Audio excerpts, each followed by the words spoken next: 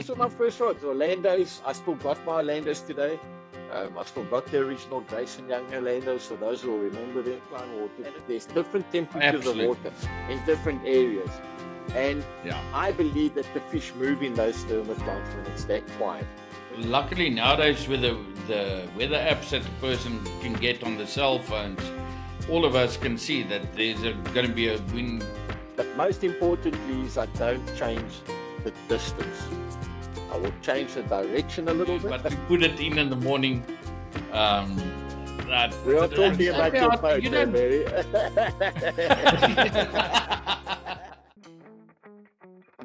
Welcome to another episode of the Original Podcast with me, your host, Saki van die Kerk. Okay, welcome to another episode of the Original Podcast. We have a nice and fun-filled episode for you tonight. It's going to be a little bit different. It's going to be an English one again. We haven't done an English episode in quite a while. So if my English is a little bit rusty, forgive me. If my dad's English is a little bit rusty, forgive him. And obviously our guest will be absolutely perfect because that's his language of choice. But anyways, before we go any further, Dad, welcome to another episode. I'll say, Saki, thanks a lot. I'm looking forward to it. As you know, it's a guest that I've been talking about a lot and wanted him to come on to the podcast. And this week, it just worked out like that we could ask him. And he was glad. He gladly accepted the whole story. And here we are. Looking forward to the chat. I think it's going to be a lucky one. Yeah, drinking a little whiskey tonight with you. Cheers. Sorry, the English guy's being rum. That's good. But anyway, so we had a comment prior, one of the previous videos, we spoke about it earlier, where the comment was like, they're so glad that we introduced the older generation to the newer up-and-coming generation of anglers. So it's always nice to speak to someone like Uncle Charles. So Uncle Charles, welcome to welcome to the Original Podcast. Thanks, guys. It's a real pleasure to be here. Thank you for the honor of actually inviting me onto this. It's I've watched quite a few of your shows, and it's really nice, informative, and also laid back. So it's really nice. Thank you. Let's see how we go tonight. Uncle Charles asked me to please drop the uncle, but I think that's going to be a little bit more difficult than expected. I think it's Afrikaans coming through where it's going to be, the uncle's going to stay. I'm probably going to call you uncle more than anything else. But anyways, before we go on, let's quickly just talk about some of the administration things on the podcast. We always do it in the beginning of the episode. I only have one or two points that I quickly want to mention. So as we are recording this video tonight on a Monday, I uploaded a video onto YouTube where I go through the membership program that we have on YouTube now. So if you are unsure about how the membership thing works and how to join, I'll put the link up here. You can go have a look at that video. It's a short 10-minute how-to video. I'll go through on my computer and show you exactly how to join. It's really straightforward, and the membership really helps us to bring this episodes to you. Maybe we can even up the quality a little bit by getting better software and. So if you feel like you want to join the membership, you will see down below there's a little join button. Just click on the join button and follow the prompts. It's quite easy to go from there. Another one, the videos as we do it on a Wednesday, that will never be behind the membership. This will always be free for all the people on YouTube. We're never going to put that behind a pay gate. So if you can't support us, no harm, no foul. But if you can support us, go there, click on the join button and join us. We also have the mailing list. So if you want to get part of the mailing list, every Monday I'll just quickly send an email out to remind you about the episode. I'll tell you a bit more about our guests. So for those that are part of the email list, we'll see this morning I said that Uncle Charles is going to be on the podcast. So if you want to get part of that, the link is also down below in the description. And then the subscribe and like, that's for free. So you can just click the subscribe button, click the like button. It just helps us a little bit to get this podcast up and running. But anyways, for the listeners at home, if you have any questions for Uncle Charles, you can just comment it down below in the comment section. I will be in contact with him within the next week. If there's any questions, I can just pop him a WhatsApp and just get some information from him. I'm sure he won't mind a little answer session if I send him a question or two. So if you have any questions for Uncle Charles, Charles, you'll answer. I'm sure you will. You can just pop your question down below, and then we can obviously come back to you on that. But yeah, okay, so that's all for the administration things. Dad, is there anything from your side? Did we get to Peter Piper? Did we get the reel back to him? Did we get the reel to him yet? No, the Peter Piper was the waiter. Well, he was the waiter. Yeah. He's the waiter. Sorry. Yeah, Jaco Bekus got his reel. He sent me a message and said that I couldn't give it to him personally. He was at work and I'm not allowed in there. So he got the reel. He said, "Thank you very much. It looks fantastic," and he will let us know when he starts to use it. So that's all sorted out and ready to rumble further. All right, yeah, and then obviously we are looking for the next competition on the podcast, so we'll let you know as soon as we have something organized for that. But Uncle Charles, let's go to you a little bit. Like usual, we usually, before we start the episode, we just quickly do a little background on our guest. Not everybody know where you come from and who you are. A lot of the listeners back home are not in the provincial angling sphere, so if you can just quickly give us a brief background about how your fishing started and where it started and your achievements. Yeah, sure. Thank you. So I grew up. I was fortunate enough to grow up next to my grandparents in Edenville, and they were fishing mad, whereas my dad and at that point wasn't. So I always used to go up school holidays with them. We used to go out for a week. So I started when I was around about 5 years old, just going out for a week fishing with them. And they used to keep everything and then come back, and they used to eat the fish. But today, that's a no-no for me. I think it's the worst thing in the world. But anyway, so yeah, around about 5 years old, I started competitive fishing. And I think Barry will hear me out here when we say competitive fishing in those days was just a club comp, was a competitive fishing. And I started in around about 79, I think it was, competitive fishing. Started off with a club called Chower, then moved to Wits. Wits was a very well-known club in those years. From there, progressed to Central Gauteng Seaside, I think around about 85, 86. I fished in the Central Gauteng Seaside. Also, it's just like today, you had to start off at the bottom. And then I stopped for a while. I stopped for many years. I actually, for those who know me, know that I've played a bit of international cricket, indoor cricket.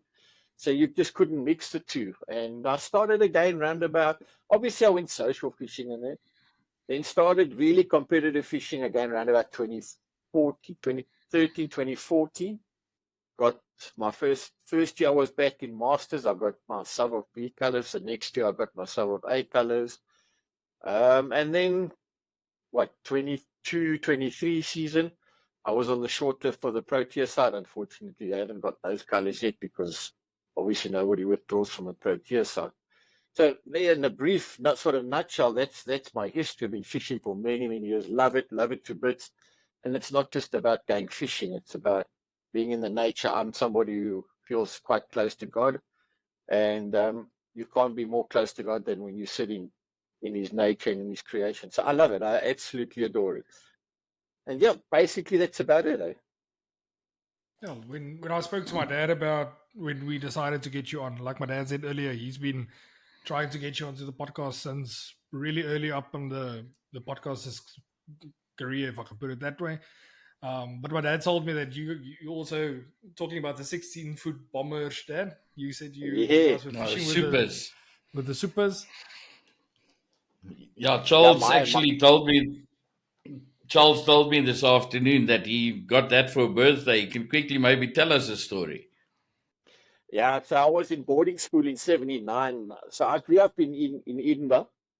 My parents and that my mom still stays in that area. Well, subsequently now moved into Primrose area, but it's sort of, up on family fair van die boom af. And I was in boarding school, bunk school one day to come home because I hated it. When I got home, it was near my birthday, and my dad had bought me a set of the late Johan Keert used to make a Valdam special rod. Barry, you'll remember those. And there was a set of these lying at home. So I jumped in the window at our old house where we could get in through the burglar bars. Got into the burglar bars, got into my room to go and have a snooze, and there were these fishing rods. And so I had to explain to my father why I knew I was getting them as a fishing rod, and more so explain why I had bunked school. And my dad, being who he was, didn't let opportunity go like to put a few marks on your backside, So those were my first rods. Orlando's, I still got my Orlando's today. I still got the original Grace and Young Orlando's for those who will remember them. And as a matter of fact, the other day I fished an elite series at Moormans Island where I used them. And there's nothing better than to hear a screaming Orlando and everyone looking at you. I mean, I think maybe it's part and parcel of bragging about actually having a bite, but yeah, it's an amazing sound to hear a screaming Orlando. That's something that I remember very well from Lani. Late Lani later gaan now also. Up until I think the last elite he fished, he still fished with these Orlandos. And it's just that irritating sound that you got to hear it. And everybody looks, and there goes Lani. And you sit, and there the reel goes, you look, there goes Lani. It's really one of those. I honestly wonder if you think about the distance casting competition essays we had now 2 weeks or 3 weeks ago. I wonder how many of the people that was casting there in the seniors in the seniors division, how many of them can actually cast those reels? I know if you give that reel to me, it's nothing to I've never casted one. I've done it. No, it's exactly the same as a coffee grinder. The casting is not the problem. The retrieving is a problem. Because it's a one-to-one. Not only that. Yeah. You got to control your line.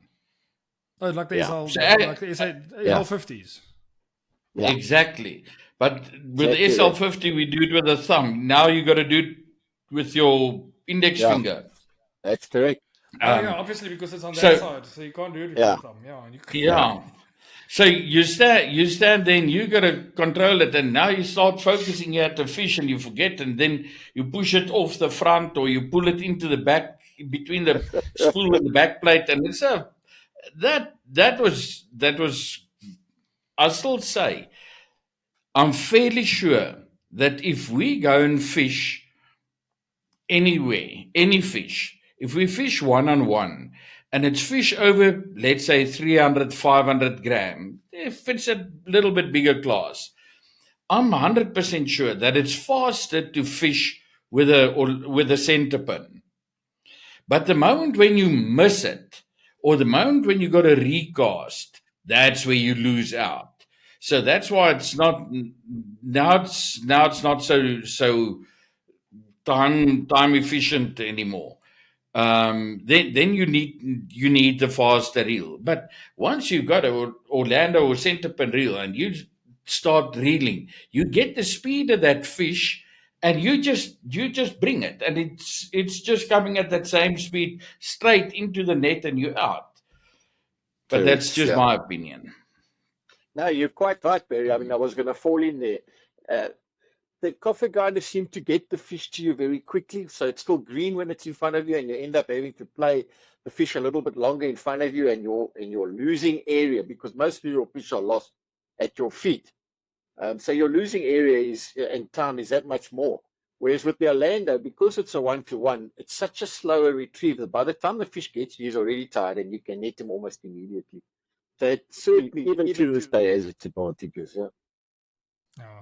Dad, talking about the casting essays and stuff like that, when are you going to do the video for us where you're going to take the big rods, the bigger rods, and the big rods, all the different all the different I haven't thought about that yet, but what we need to do is we need to get hold of Johan for that casting clinic. I got it. I also got an email yesterday about somebody that asked me for some information about that. I think I've got a list of about 7 or 8 names already of people that contacted me and said that they looking forward to it, and I must please let them know. So I will, when I see you on this week, I will finalize a date with him. I can add a few names as well. What we got in mind at this stage is not to go to Homestead again, but rather go to Blowpan. I think it's just a little bit. With the car. Yeah, with the cars, it can be right there with you, and it's not so in the road. So there's not so many people that see, and everybody's attention is at the casting and nobody's watching at the back of the cars. So I think I just feel that it will be safer for us. I think that's going to be fun. But you need to remember about that video. Uncle Charles, my dad, we were talking about it in the previous episode where we want to make a video where they take the old floppy 16s and then my dad's old 15s and now it's like you go through the different generations of rods, compare and then pair them with period accurate reels and line. So now that we use the 10-pound line, he's not going to use those old rods with 10-pound line. He's going to use the line that they used to cast when they were casting that, like compare the distance that you can actually achieve. I'll keep an eye out. I'd like to see that. It'll be interesting. No, we're definitely going to try that with my dad and Gideon and like one or two other people as well to see what. Have you still got some of those rods, Charles? I don't, Barry. Unfortunately, I don't. They they got. But you know how to cast them. Oh yes, yeah, no, for sure. Okay, so I can get you as my assistant there for the supers and stuff. Yeah. We'll go and chuck them. Okay, no, that sounds like a great idea. Sorry, I've just been interrupted by a dog here. It's not the first time that's happened, Uncle Charles. It wants to play ball now, you see. Uncle Charles, let's quickly go to some of the topic points that we thought that we discussed today. Obviously, with the winter time around now, hopefully we are all waiting for the season to turn. But I still see there's quite a few guys that goes out fishing this time of the year. I think it's a time of the year where you're going to be brave to go, but I think it's going to be a rewarding thing where if you go out in this weather like this and you actually go and catch a few. Yeah, you talk like that, but I'm a lover of the winter fishing. It's awesome. You don't get those summer storms, so there's no lightning router that's gonna go off, and the quality of the fish that you get is quite incredible. And fortunately, or some will say unfortunately, but Baldam being a little bit low as it is now, in the winter time, you're getting some really quality fish coming out. You're not getting 30, 40 fish a day, but you're getting 30, 40 kilo bags coming out. And that's 8 to 10 fish, that's really nice size fish coming out. But yeah, I'm a winter fan. I love it. I'm a sort of April through to August, September kind of fishing fan. I love that time of year. Also, a lot less pressure. There's a lot less guys that go fishing. Yeah. Maybe it makes my chances that much better. I didn't want to say that, Uncle Charles. I didn't want to say that. You did. Yeah, what can I say? You take everything. That's what getting old and grey is all about. You try and win everything at every cost. Saki, Charles is talking about the 30 kilo bags. Not this weekend, the previous weekend, we went to the AHV Club Comp, but absolutely on a social basis. We went there just to sort out the trailer and get everything ready and packed again, and check all the old waders to see which are leaking, because there's so many in the cupboard and we don't know what's what. But in any case, and it was a very tough day, but between everybody, I think the seniors were one with something like a bag of 15 kilos. Jaco Steenkamp had the heavy. He didn't win the comp, but he had the heaviest bag with the seniors, which was 15 kilos. And but then between all of them, there right in the middle, in the deep water and at AHV, was the one and only Mr. Lappies Labeskaghni, Casper Lappies. That's been on our podcast before. He sat there and he weighed in 15 fish for just over 30 kilos. With him was Spikes, was sitting with him on the peg, and Spike, I think, weighed something like 12 kilos. So it just shows you that if you do the right thing on the right place, it definitely works. 'Caught. There's definitely fish to be caught. But in any case, now I thought I'll just mention it to you that Lappies showed everybody there again that he can still catch a fish.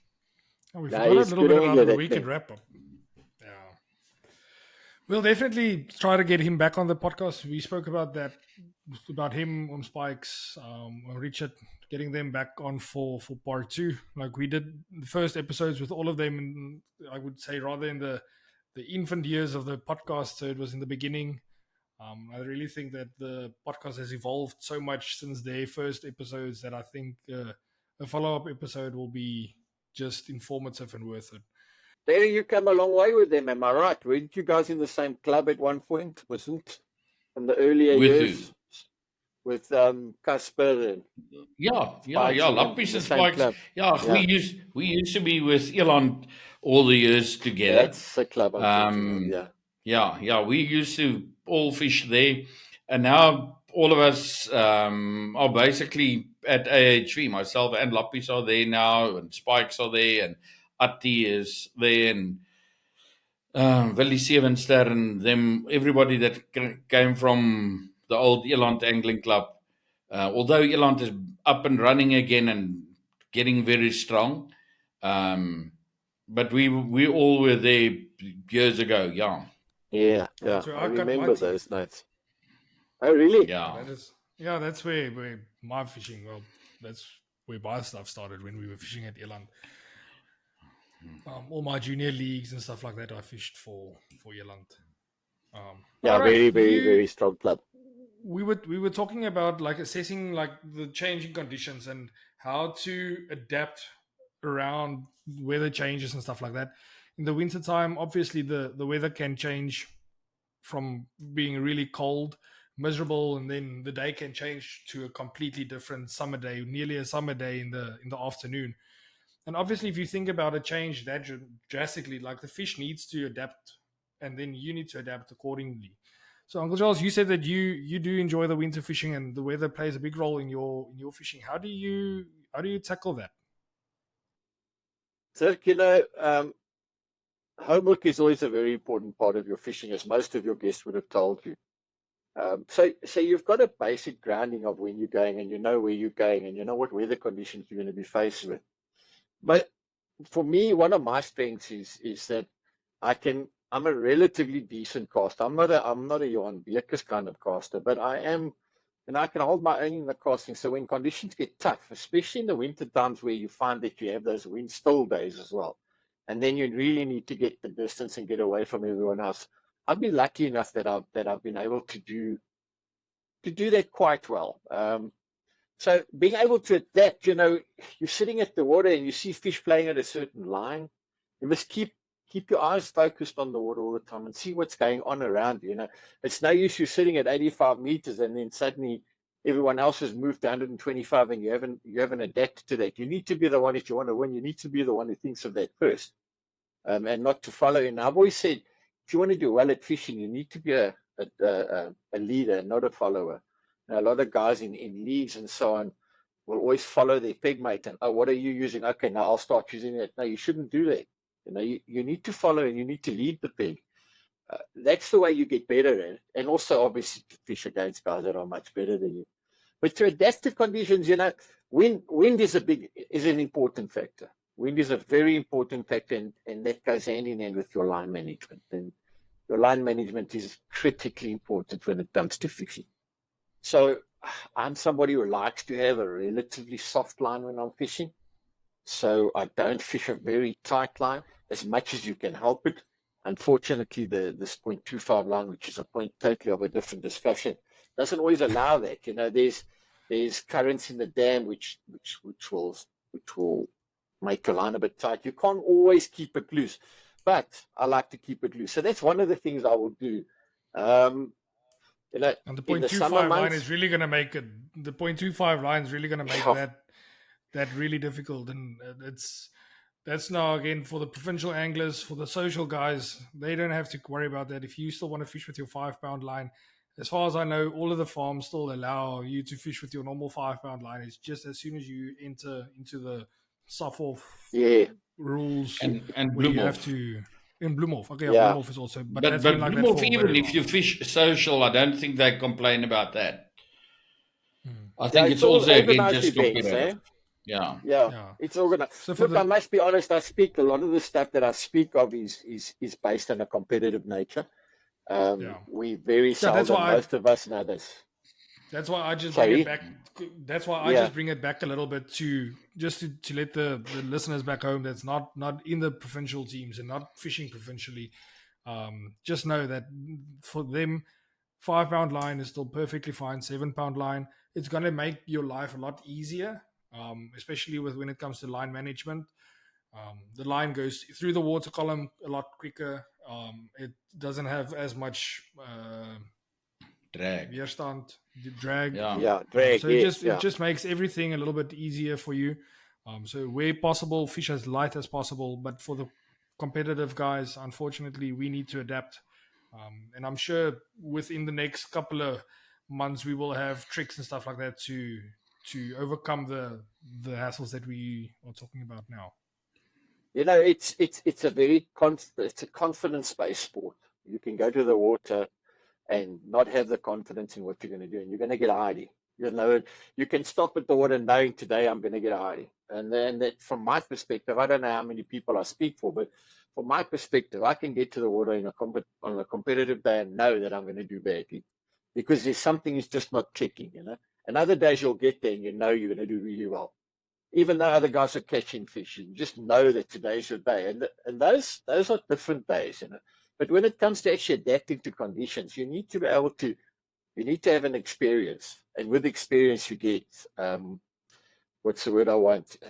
They go hand in hand. You know, you sort of get experience and confidence together because without the experience, you're not going to have the confidence.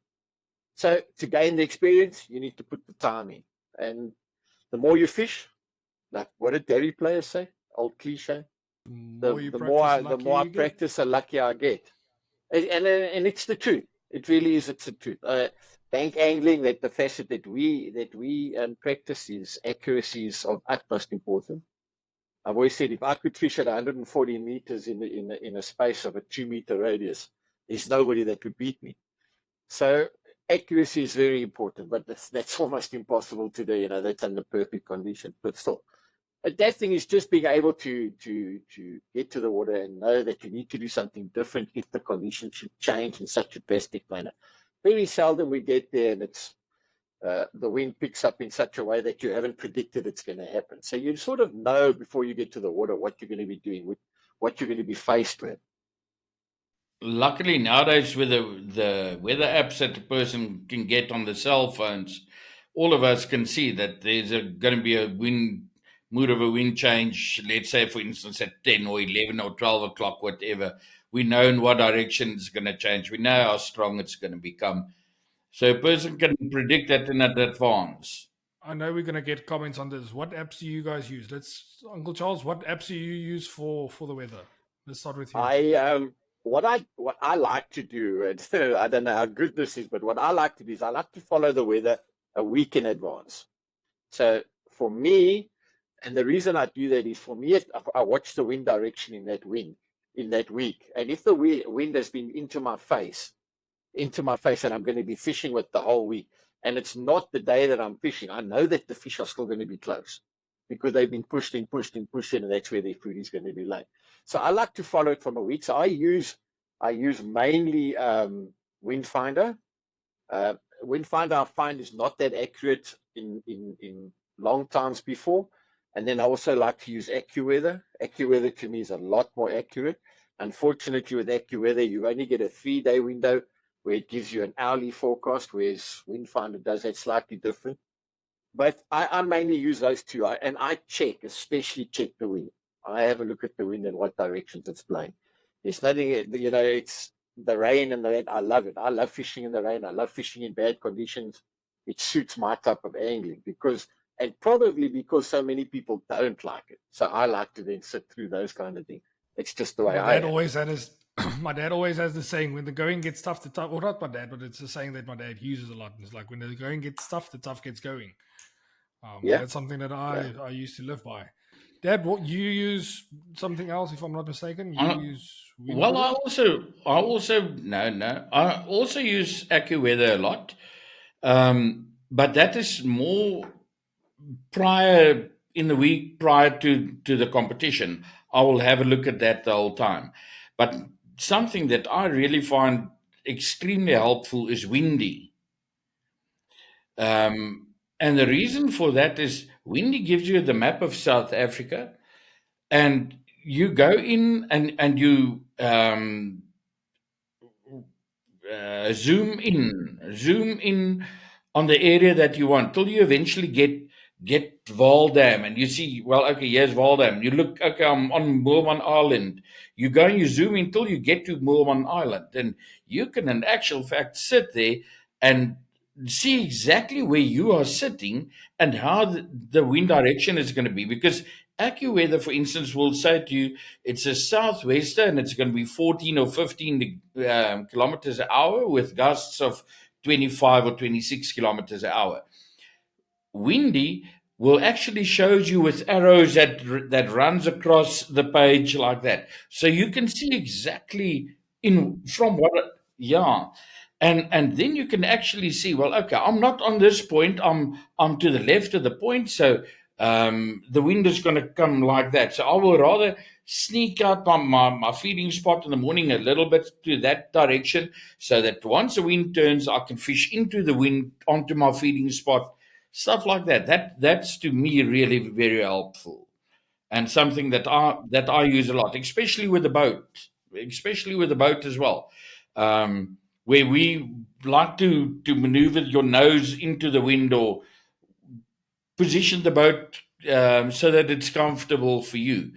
So that is something that I definitely use a lot, is Windy. And then another app that I know that I used to do that when I was doing the boat fishing was Windguru. So Windguru is also quite good. They don't have the visual like what this Windy has, but it's also like a little bit longer before AccuWeather. I think you can.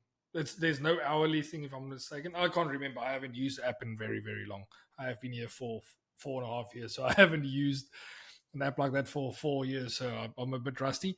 But what I will do is in the description down below, I'll just name out all the apps that we use. You can just have a look there, download the app, have a look on it.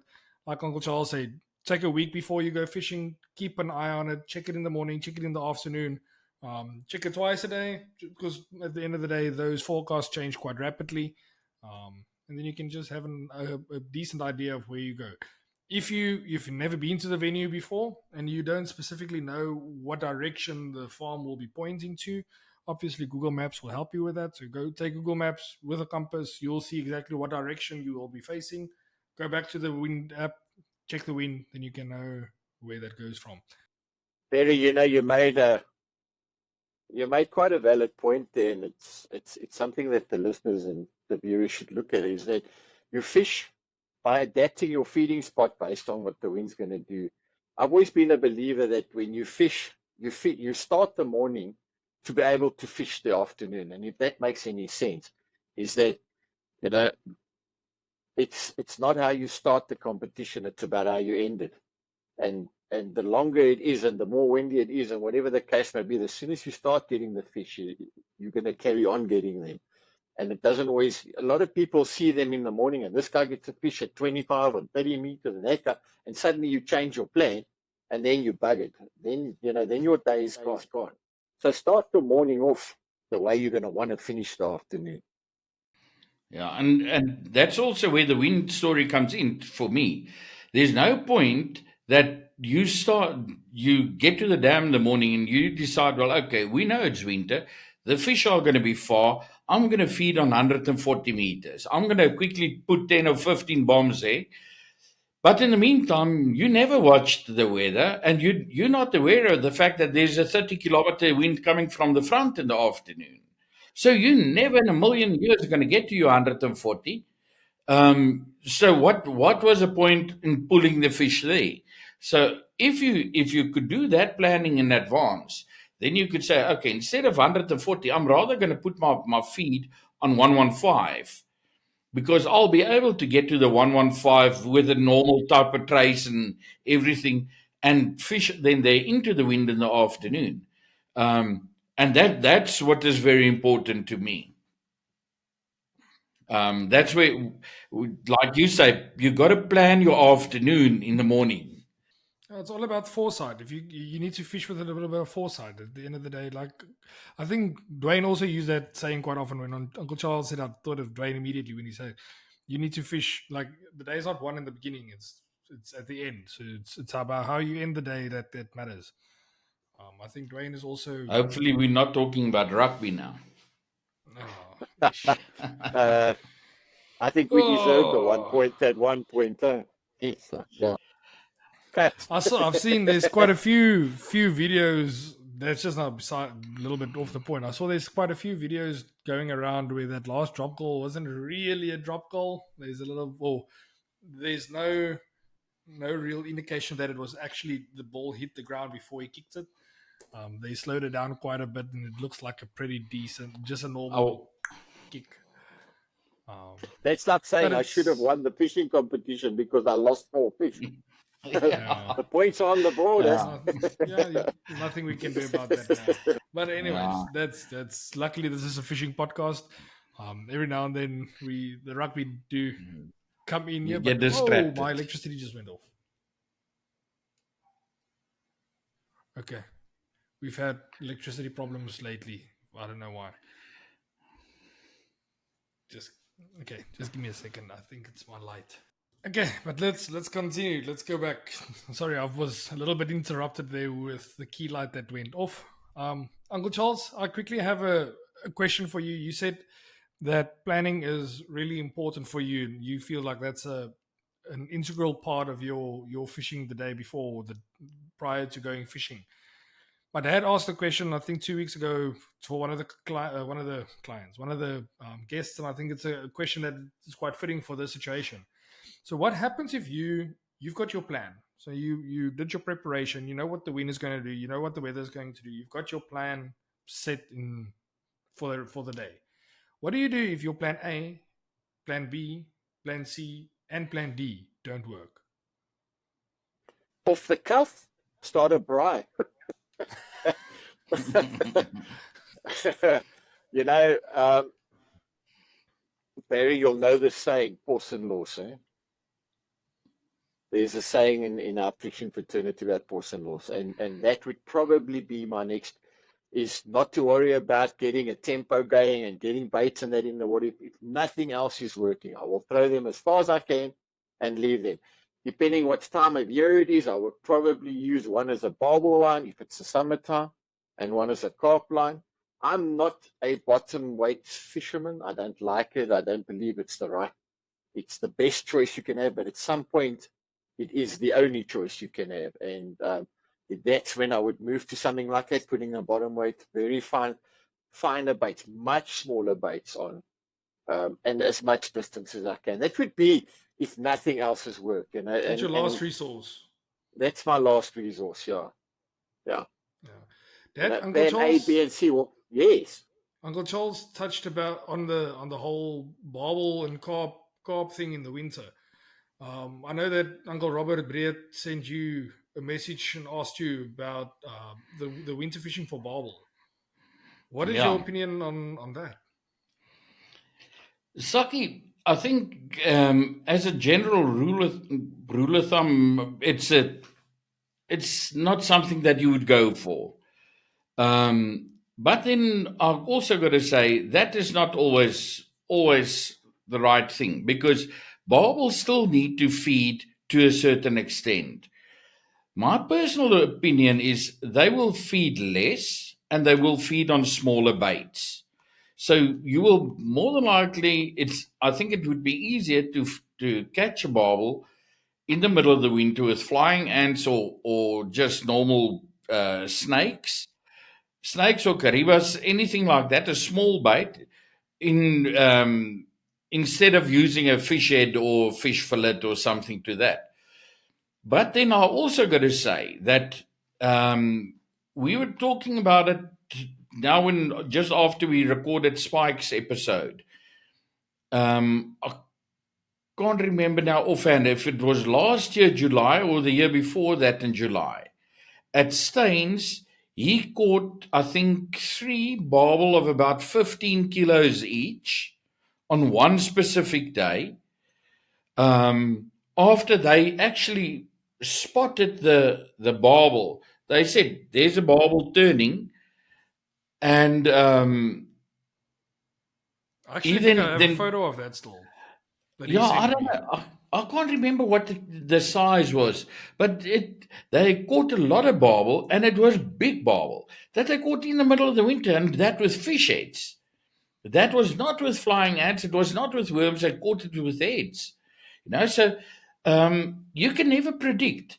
I say if you find barbel that is busy feeding, it's more than likely in an area where the water is a little bit warmer, maybe a shallow bay, and it was a warm day, and in the afternoon, all of a sudden the fish start moving in there to quickly go and see what they can get to eat before they go to sleep again. That's what I think. But definitely, in general, I'd say if I need to go and look for a barbel in the winter, I will do it with something like preferably flying ants, caribas, or snakes. One of those 3 things. That will be my choice of bait. Try to get shallower water, a little bit warmer. Definitely Not shallow going water. 150. Well, if you need to go 150 get to the other side of a bay, which is also shallower, like I, for instance, had there at last with that one elite event where it was definitely a lot shallower on the opposite side. I was right in that bay. And it was shallower there because every time when the further I thought I was casting, the smaller the yellows would get. And I just realized at a certain stage that it's definitely shallower there than on this side. So a person got to look at that. Dad, I can actually quickly, let me see if I can show you this. So this is a photo that Uncle Spike sent me. There you can see Staines winter. There we go. That's a photo of 2 of them. Was it 2 or was it 3? I think the other one's probably still in the net. Yeah. But there you can just see, just for size reference, there you can see he said Staines winter. So maybe 3 weeks ago, a month ago, give or take, we're fishing an elite at Moorman's Island, and in your preparation, you get distances, and everyone's fishing the 85, 95, 115, 125 line, and something just came up with me thinking, that is such deep water. Why are we going so far? And I started fishing at 25 meters, and I got 2 or 3 fish there, of which one must have been a barbel. I lost it. It just took line, and the hook just pulled. And it must have been 15, 20, 30 minutes later, the guy next to me caught one of 12 kilos at that 25-meter line. They definitely are there. And what you say about the shallower water, and we had quite a bit of wind that day, but the shallower water, those fish have to feed. They got to be there. But like you say, I would not actively target them unless I'm seeing them feeding as well, because you can see when the barbel is feeding. Yeah. Charles, something else that I would like to say to you, you mentioned now about that you fished on the island on 25 meters. I really think that there's a good possibility with the dam level the way it is now, that on 25 meters, you might be in deeper water than when you're on 105 meters. I think you're right. Yeah, you probably are. We've seen that with a boat, where you get from the island, it dips very quickly, and then it flattens out and comes up to the other side at AHV. So in certain of the areas, definitely, I think on 25, 30 meters, you're definitely in deeper water than on 105. But strangely enough, the fish are swimming in certain lanes, if I can put it that way. There's nothing, there's no structured difference or nothing strange, but all of a sudden you'll see there's fish, let's say, for instance, on 105, or there's fish on 115. I don't know if it's because of all the feed that gets put there generally every weekend. I don't know if that is a reason, but you can definitely see it. They're at hard seas. Myself and Saki has drifted that area with the boat extensively a couple of years ago, before league, and you can see it's flat like that, but then you see here's fish, and then all of a sudden there's nothing, and then 10-15 meters further you'll see here all of a sudden you start seeing fish again. So you can't explain it, but I just think it's the general feeding pattern, feeding lines. Have you ever swum in the dam, man? And it's probably not the healthiest place to swim. But in the summer months, when it's a very quiet day and you've been in that water, you'll feel clearly there's different thermocline water, there's different temperatures of water in different areas. And I believe that the fish move in those thermoclines when it's that quiet. When the wind blows, why you catch more fish when the wind's blowing? Because it mixes that thermocline and it's one constant temperature. And then obviously it puts more oxygen in the water. But when it's that quiet and you have that mirror on the dam, you have clearly defined thermoclines in that water. Oh, that's very clear, and that's actually a very valid point. Charles, I think let's quickly go through to the recurring questions that can also take quite a while to get through. I see that we are already about around an hour, but I think we started the actual podcast a little bit later. But I think let's quickly go to some of the recurring questions. So one of the recurring questions that I enjoy the most is to see your point of view on a situation. I'm going to give you a scenario, and then I just quickly want to find out what would you do on a day like this. Let's say it's a nice, beautiful summer's day. There's a little bit of wind blowing. You're fishing on an 85 on a spot. You're getting that fish on a constant basis. It's quite constantly getting one after the other, and then all of a sudden it slows down and woof, it's gone. Okay, so what do you do first? Do you change your combo or do you change the distance? What would you do? I think for me it's a combination of a few things. But most importantly is I don't change the distance. I will change the direction a little bit. I also don't change the baits. All too often I've gone and suddenly you move away from a spot. If you've been catching a lot of fish, you've put a lot of feed there. There's a certain reason why the fish have moved. One could be that a barbel has moved through your spot. I'm not a firm believer that a barbel chases your fish away.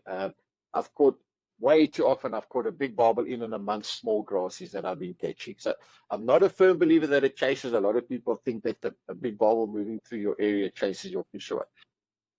It could be a thermocline movement. It could be whatever it is. It doesn't matter. I don't change my distance. I will stay on that 85 line, but I will move slightly left, slightly right for a couple of casts, maybe one or two casts. You've also got to assume that you're fishing both your rods at that distance, because if you're getting fish constantly, both your rods are going to be at that distance and not one away, unless you can't keep two rods in the water. So one rod is going to stay in that same position. The other rod you're going to sort of now experiment with and move slightly away. I would definitely move one of my hook baits to a meatier bait, a small cariba, maybe a biggish cariba, a half a snake worm, not a full snake worm. So the reason for that is to get more flavor into the water quicker. So if there is a barbel moving around, your chances of picking him up are quite good. So I don't. I'll move the 85 still to 85, slightly left, slightly right, and I will take a little bit of dip off my ball. And then I will also try and make my presentation a lot softer. In other words, I'll make sure that when I hit the clip, that the ball, when it hits the water very, very softly. Sometimes people are inclined to hit the water quite hard, or they change the size of the ball, and the ball makes a big splash in the water. I've always found the more fish you're getting on the spot, the smaller I will make my bomb, the harder I'll make my bomb, and I will just land it softly on the water. So those are the things that have worked for me. And I think of a place like Lewplas especially. Lewplas is inclined to do that to you. You get fish, and all of a sudden they're gone. I don't move away. I stay there. I will move slightly, like I said, I'll move slightly left, slightly right. I'll put a little bit of a meatier bait on, like a worm or even one or two flying ants.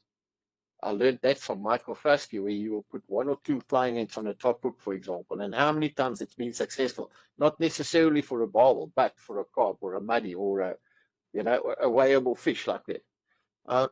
I think it's a big mistake to move away, and people do that, and then suddenly they got to come back because now you've got to start building a whole new spot. Why do that? The fish might have just been spooked for something, and more often than not, you'll find them back on your spot soon enough. Uncle George, you were talking about a meteor bait like a Kariba worm or half a snake. How do you hook your Karibas? If you can just give us a brief description of how do you use a bait needle, or what do you do? No, I don't. There's things that depend on that. Depends if you snelled your hook. If you snelled your hook, you can't thread it. I can't anyway. At my age, I can't even see the difference between a hook and the worm sometimes, because they're that small. So I personally am not a big fan of a snelled hook for that reason. But I like to use a bigger Kariba, and then I will also cut it. I like to zigzag it. I like to cut the head off, especially near the saddle side of it. If you cut the head, you'll see like little bits of almost like a yellowy part of its body comes out. It gives off quite a bit of smell. I like to do that. I like to zigzag it and then I like to fish it with a floaty, one of the oozing types of floaties. So yeah, no, I don't. And a snake worm is always quite thick on the body. Depends on the size of it, obviously. But if you're aiming to cut your snake worm into 2 or 3 pieces, it's obviously a half decent size snake worm, and that I will thread. Put it quite straight because it's a lot easier. If you It cut also the snake depends on the worm, size of the hook you fish. if you Sorry, cut the Barry. snake worm in half, Charles, if the worm is like this, do you cut it like this or like that? No, lengthways, Barry. Lengthways. That's why I always have a scalpel with me. It's got to be lengthways.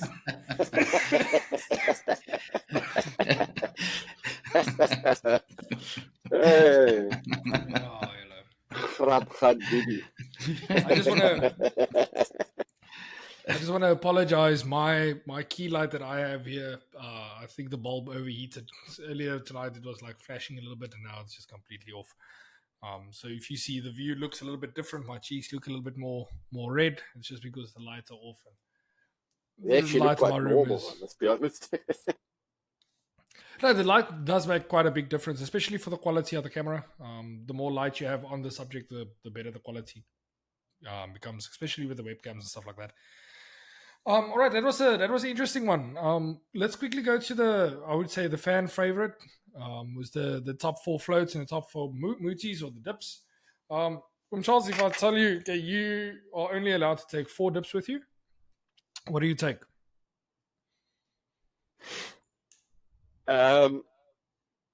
Garlic almond, a combination of that all on their own. A pineapple base, something pineapple based. Definitely something with the bun spice in that flavor range. And then my all-time favorite is honey. I love fishing with honey, whether it be normal table honey or one of the flavorants on the market, the honey variants. They, when you narrow it down to 4, it gets quite difficult. But with that sort of combination, you've already got a whole load of different things you can use. But definitely a garlic on its own, a garlic almond. That's my favorite by far, by a long way. I'll always start off like that as well. And then I'm quite a fan of some of the products that you buy at the Pick and Pay. Like a vanilla. I love vanilla. You can add thickness to the vanilla to make it sweeter and that. And guys like to call it FXI, whatever you want to call it.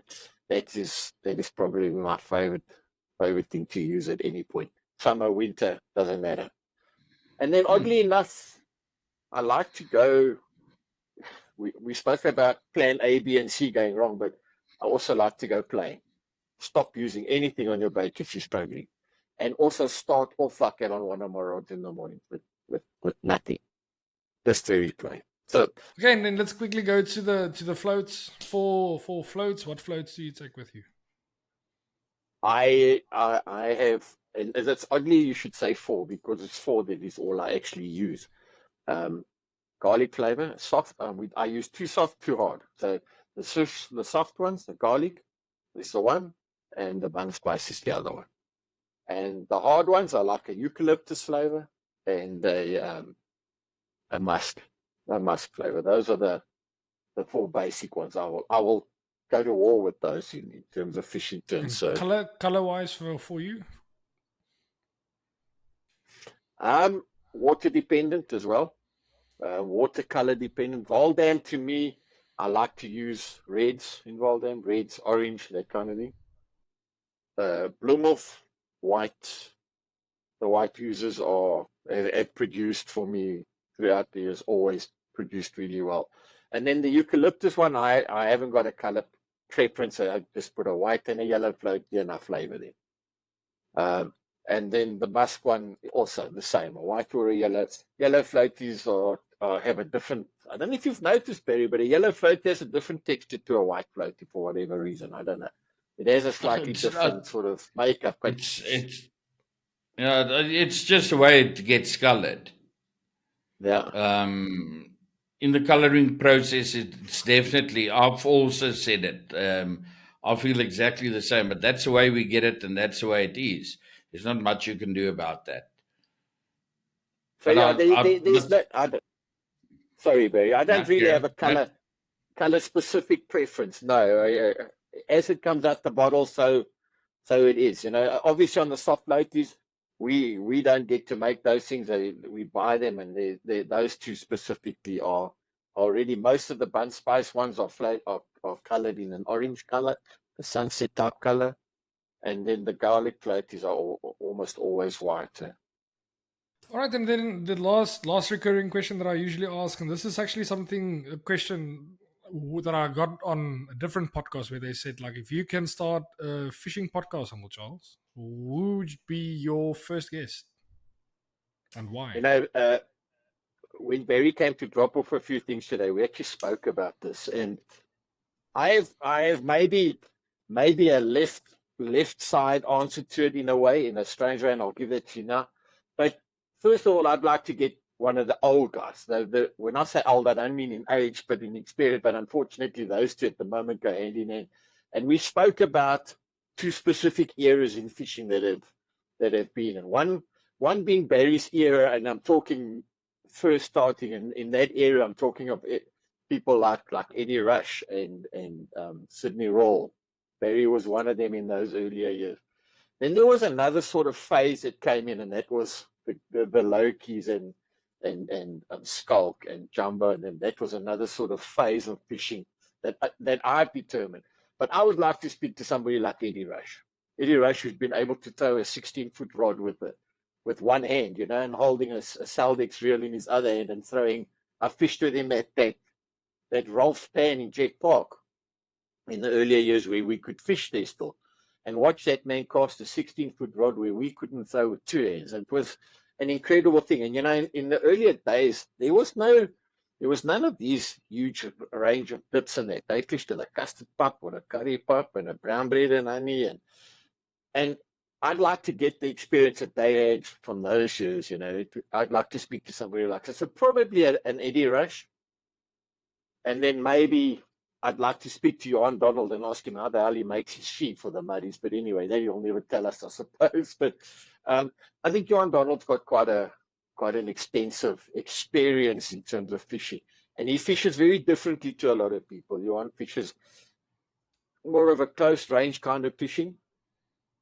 And it's not what I normally do. I'm a totally different angler. I like to fish a longer distance. And so I could learn quite a lot from him. Then the left side of things, I would like to speak to somebody who's very new in fishing and try and hear what questions they have. Because I honestly believe that as experienced people, we let things go that we should actually be remembering, where we could have gained. We've let, for example's sake, using a backing. How many people use a backing nowadays, like we used to do, a brown bread and molasses backing, for example? And that people who fish old. Yeah, lately the backings has been coming back into. We on the podcast we had numerous guys saying that they're fishing with backings again. Yeah. So I think we tend to neglect. We start neglecting the old way of fishing, and fish. I think we give fish too much credit, and I think we think that they're a lot more clever than what they actually are. At the end of the day, they want to eat something, and they want to fill their stomach, and we need to give them what they want to eat, and all these fancy things. Maybe we're missing the mark at some point. So I'd like to hear that from a guy who's just starting off and who might be fishing with a millipip and a big thing around his hook. You know, my late granddad at Oplaas, Oberon, is it Oberon? Oberon, No, yeah. Oplaas No, is to the not left. Oberon, Oplaas. Oplaas. Oplaas is in the Oplaas? river, in the Crocodile River, Yeah. yeah. That's right. And our fishing in those days was 2 millipips, and you cover it with minced millies, and that was your bait, you know, and you fished with a running sinker and a centerpin reel, and we used to catch some really good fish like it. So it's nice to, from an Eddie Rush perspective, and see how they did things in those days, right across the spectrum, to speak to somebody who's maybe just starting off and see what type of questions they have and what you can actually learn from those youngsters, and not necessarily youngsters, but guys who also have questions to ask you, because you can learn a lot from people asking you questions as well. I think that's actually a good point that you make there. I wonder if I should record, like choose one of the listeners that's watching the podcast now for just getting into fishing, that really only started now. If I can do a little, just like a section with them that I can add into a different episode, where they give us like proper questions about how they think about it and questions that they have. So for any of the listeners that's still listening at this point in time, if you are interested in doing something like that, leave a comment down below.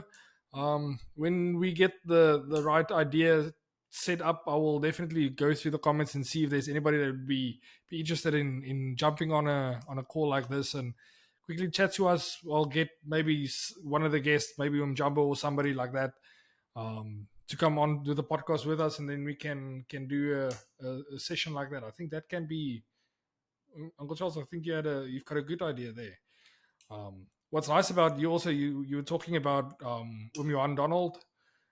What's nice about him is also, like, he does everything from the Grootbek in the river. He's doing the stuff down in not Angola, but in Namibia. He goes there. Yeah. All around. So he's a real well-rounded angler. So hopefully one day we can get him on the podcast. That would be nice. We'll see if we can get that done. Dad, you spoke about Eddie Rush the other day, right? Yes.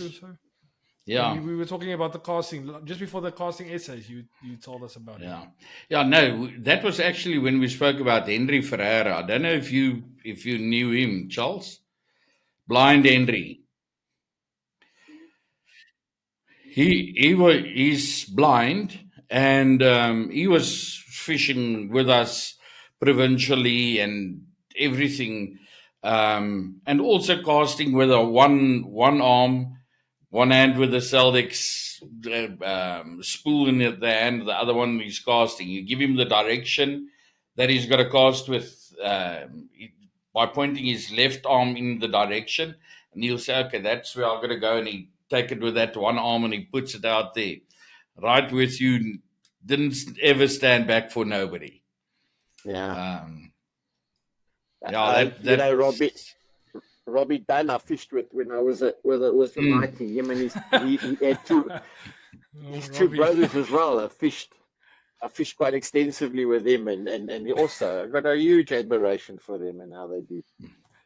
That's a character on its own. He's Robbie Paffy. That's a funny. My dad, we went to an AHV club comp one morning. My dad just got a new jacket, but like orange, like this, like Dayglow orange, super bright. And we went to the hall to draw the numbers for the day. And he walks to my dad. He's like, "Yes, but your jacket is so bright." Even I can see it. I can see it. Then Paffy told him about the jacket, and then he came and he chirped me. Yeah, but we laughed. But it's just phenomenal how they can just like hear your voice and immediately. I haven't seen them in a very long time, and you talk to them and like, how's it, Barry? How you? He still recognizes me, you know. How many years later, and he'll still recognize and know who I am. And my late dad, you know, it's phenomenal. You know, Charles, I also said to the guys the other day, Henry was like that. His smell was so finely tuned that you will take a bottle and swap his bottles around in his box. And he knows a bottle that he's using is a third bottle. He had put his hand in the bottle and in the box, open it. And the moment when he opens it, he's, who swapped my bottles around? Immediately. Obviously, it was my dad. He immediately. Who else will swap a blind man's bottles, Dad? But he would immediately say to you, you will not catch him that he put something wrong on. The moment when he opens that bottle, he'll tell you, this is wrong, this was moved, that's not where it's supposed to be. No, it's absolutely amazing. It humbles you as a person when you see that, and you realize how lucky we actually are and how much we've got going for us. And you see somebody like that who is still competitive. Robbie was very competitive. We fished against him at, where was it? At Bloemhof, yeah. And he was in the Central Cape. He's still fishing now. So, yeah, he's with us at the club. No, they're still doing very well. Or he. That's incredible. Really Paffy's trying, but he's not so good. Paffy's a good peg mate, Dad. He's a good peg mate. Yeah. Yes, but he lets poor Robbie have it, eh? Yeah. Especially if he gives him directions to his keep net. A little bit. Yeah. Oh, shame, man. Well, I think the time has caught us up now. So, yes, like this was a lekker episode. Dad, is there anything that you want to touch on before we finish up? We've got, let's say, 2 or 3 more minutes. No, nothing really, Saki. On our side, it's very quiet at the moment, fishing-wise. So we'll see. I don't know if we're going to go out this weekend. We might, but we will see. Why don't you take at this point in time? There's nothing. Saki is just standing there crying its eyes out. Yeah, the only thing is I've got to walk in half waist deep. Or waist deep in order to put it in and take it out and everything. No, I'm not really in that mood. So I'll still take it out in the afternoon, but to put it in the morning, we're not talking about your boat, Barry.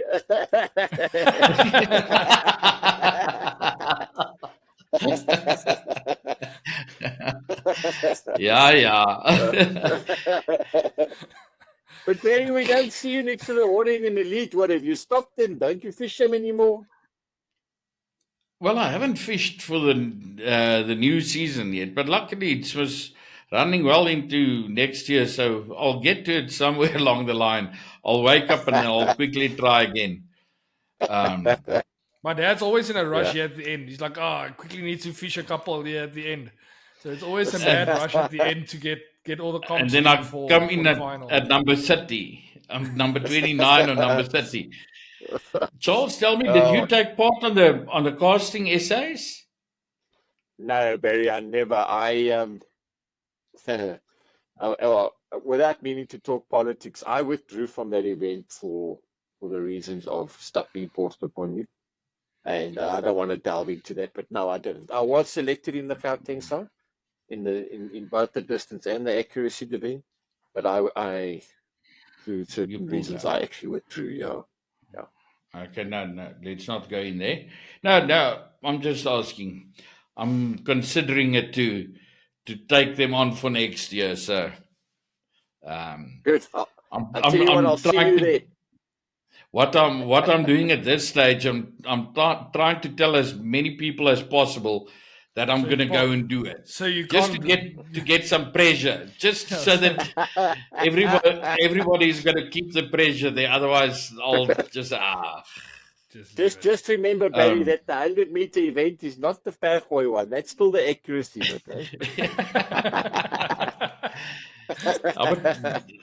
Luckily, you're still a master. I'm at the veterans. They say they allow us to use a bait boat, but you're not allowed to put your glasses on. Okay. Going to be interesting to see a bait boat running across a rugby field, but anyway. Yeah, I think my dad's going to use the drones for that. all the drones that the guys. guys at the coast can't use anymore. All right, but Uncle Charles, thanks for your time and for all the trouble that you went through to be on the podcast. I really appreciate you taking the time out of your day to record with us. I think it was really informative. It was really fun talking to you. So thank you, and hopefully we can do this again. We've got a couple of guests now that's in the pool, and our plan forward is to use the guests that we have now and just do recurring episodes throughout the months, space them out 2 or 3 months an episode, just so that we can get a constant flow of information. I just think every episode, the second episode, is easier than the first one, and I think it's just going to become easier and easier and easier. So hopefully we can twist your arm to join us on another podcast soon. My arm's made of rubber, so yeah, not a problem at all. But no, thanks to you guys for inviting me. God bless your program. God bless your product. And yeah, may you just go from strength to strength. Thank you very much. Thank you for the time and for the honor of actually being here. Oh, thanks a million, Dad. And then, as always, thank you for this week. You actually had to drive. You actually didn't just pitch up for the podcast. So thank you for all the trouble that you went through on that side. Really appreciate it. It felt so strange to travel here nearby that I actually drove past the off ramp and went to the next one, and then took the long way through in order to get to Charles. But yeah, no, it's lucky it's close by, and it's always been a pleasure talking to Charles. Always a friendly guy, always a helpful hand, and what an honor. Thanks, Charles. Thank you guys. Thank you so much. God bless you guys. Okay, so if you've listened till now, we really appreciate it. We'll see you next week. Remember the membership, you can just click the join button, continue there, like and subscribe, and then we'll see you next week. Cheers.